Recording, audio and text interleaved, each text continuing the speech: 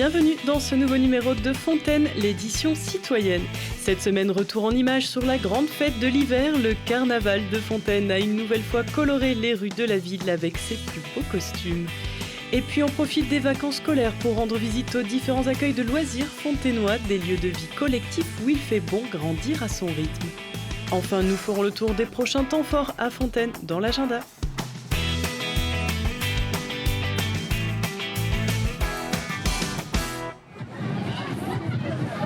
Mardi Gras, c'est le grand rendez-vous de l'hiver pour tous. En famille, entre amis ou même personnes isolées de tous âges, le carnaval est une lueur dans la grisaille de l'hiver. Un temps festif et populaire où, selon la tradition, tout ou presque est permis. C'est une manifestation que l'on affectionne parce que c'est la manifestation qui réunit beaucoup de monde dans un moment de convivialité, dans un moment de créativité, quelque chose de très joyeux en plein hiver. Et le jour J, c'est la face immergée de ce qui a été préparé depuis de longs mois. Mardi 25 février, malgré les quelques gouttes de pluie, les carnavaliers étaient nombreux à défiler joyeusement dans les rues de Fontaine, du parvis de l'hôtel de ville jusqu'au bouquet final sur le terrain de sport du collège Jules Vallès. Les arts du cirque étaient à l'honneur pour assurer le show. Mission accomplie grâce à l'investissement de nombreux acteurs de la cité. Les compagnies qui vont nous illuminer aussi de toute leur créativité et fantaisie, ce sont la compagnie Caméléon Au-delà du cri, qui porte le projet Zentaille, les Décoiffés, qui sont ces espèces de grandes marionnettes qui sont montées sur échasse, les Arts rythmiques, qui est une batucada qui va nous mettre le feu, et la Batucavie qui nous arrive donc de la Villeneuve en ayant fait un voyage par 2 autres carnavals aujourd'hui.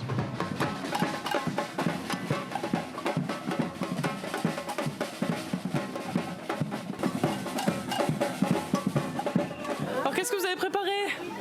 Alors, soupe de légumes. Soupe de légumes. Avec quoi dedans ? On ne donne pas nos recettes. Il y a des associations qui sont impliquées. On a l'Abricot, on a l'association Fontanime et l'amicale des résidences autonomie qui, avec les centres sociaux, ont fabriqué les soupes qui vont être servies à l'issue du défilé quand on aura eu bien froid et qu'on sera bien fatigué. On a l'association des Bambinous, l'association Amimo. On a donc des partenaires avec le partenariat fort de la MJC. Et puis je ne voudrais pas oublier les travailleurs de l'ombre. Ceux que j'appelle les travailleurs de l'ombre, c'est tous nos collègues des services techniques qui sont aujourd'hui à tous les carrefours, qui sont mobilisés depuis plusieurs jours pour organiser le carnaval sur le plan technique. On a les travailleurs de l'ombre que sont la police municipale, toute la sécurité, le CCAS qui prend en charge la coordination technique. Et puis cette année, le médiateur culturel de la Source qui a pris en charge la coordination de projet. Avec un projet porté par une compagnie qui était en résidence à la MJC qui s'appelle le projet Zentaille, porté par la compagnie du Caméléon et qui réunit un groupe interprofessionnel. Parce que non seulement les professionnels sont mobilisés dans le cadre des services avec les usagers et les habitants, mais les professionnels ont aussi accepté de se mobiliser sur leur temps personnel pour créer l'événement carnaval à Fontaine et c'est ça qui est formidable.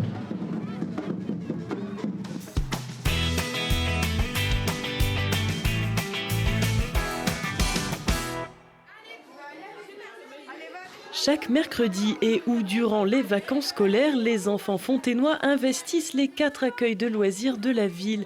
Répartis par tranche d'âge, l'espace Trois Pommes, les accueils Elsa Triolet et Romain Roland, ainsi que le centre de plein air de Saint-Nizier-du-Moucherot permettent aux familles d'inscrire leurs enfants en fonction de leurs besoins de garde. Elsa Triolet, c'est un accueil de loisirs qui accueille des enfants de 3 à 8 ans. Du coup, on a 2 types d'activités principales, après ça se décline. On a les activités qui sont sur site, donc sur l'accueil de loisirs, là c'est des activités qui sont proposées par nos équipes d'animateurs en lien avec un thème. Donc on a le thème de Monts et Merveilles pour les 3-5 ans et nous avons le thème des enquêteurs au musée pour les 6-8 ans. Et donc ça c'est un planning d'activités qui est construit par les équipes et à côté de ça, chaque enfant peut participer dans la semaine à une sortie.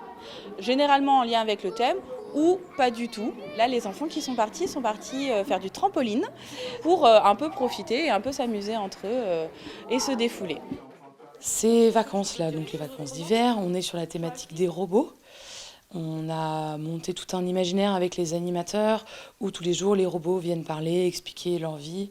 Aujourd'hui, ils fabriquaient des petits robots en activité manuelle. À d'autres moments, on peut être amené à aller faire des jeux extérieurs. On peut faire aussi des ateliers de théâtre, prendre le temps de lire des livres. Voilà, on essaye de faire au plus possible au choix de l'enfant et à son envie, sa fatigue et son besoin aussi de collectif. Et la semaine prochaine, on est plus sur des activités un peu de neige. Les jeunes qui partaient en bus tout à l'heure partaient à Saint-Nizier, à l'accueil de loisirs de Saint-Nizier du Moucherotte, pour aller faire de la course d'orientation et du biathlon. En journée, demi-journée, avec ou sans repas, une flexibilité bien utile, mais aussi un apport du collectif pour les plus jeunes qui va bien au-delà de la simple garderie. Les accueils de loisirs sont vraiment des lieux collectifs qui permettent aux enfants d'avoir le choix de leurs activités. Mais aussi, ce qui est important dans les accueils de loisirs, c'est le vivre ensemble. Et les équipes d'animateurs et l'équipe permanente de direction est là pour accompagner les enfants, dans leur permettre de vivre le temps libre comme aussi un réel temps pour eux à la fin d'une activité ou pendant une activité ou même au moment du choix de l'activité, de dire « moi, j'ai pas envie ». Ce que j'ai envie, c'est jouer. J'ai seulement envie de jouer avec des copains. Et donc, dans les accueils de loisirs, il y a des espaces aussi qui sont dédiés aux enfants, des espaces de jeux de société, des espaces de jeux d'imitation, de dinette, de construction, pour que les enfants aient aussi cette liberté de pouvoir choisir et cette liberté de pouvoir jouer. Pour retrouver toutes les informations utiles, rendez-vous sur la plateforme dématérialisée de l'Espace Famille, www.espace-citoyen.net ou directement dans leurs locaux, 7 place des Écrins à Fontaine.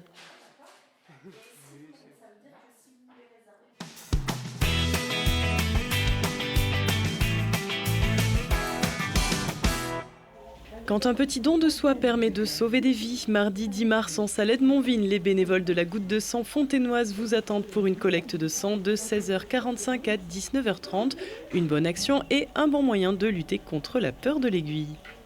Les différents cercles de lecture habitués à se réunir à la médiathèque Paul-Éluard se mobilisent en vue du printemps du livre.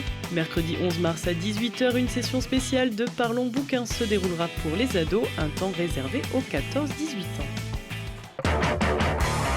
Les gens qui pensent que faire du vin naturel, c'est juste mettre du raisin dans une cuve et pas y toucher, mais ils sont fous. Il faut travailler 1000 fois plus que sur un vin conventionnel. Soirée ciné-débat autour du vin nouvelle génération. Mélange de savoir-faire à l'ancienne et de valeurs résolument nouvelles. Des vignerons solidaires, un brin rebelle et sans artifice à découvrir mercredi 11 mars à 20h dans les murs de la MJC Nelson Mandela. Sur des vignes qui sont centenaires et qu'on te dit que ça représente pas ton terroir, tu te dis qu'il y a quand même un truc qui va pas.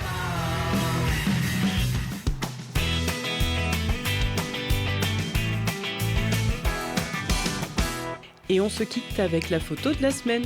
Réalisation de masques et initiation au jeu du cirque, l'espace 3 Pommes assurait une joyeuse première partie avant que tous s'élancent dans le défilé du carnaval. À la semaine prochaine.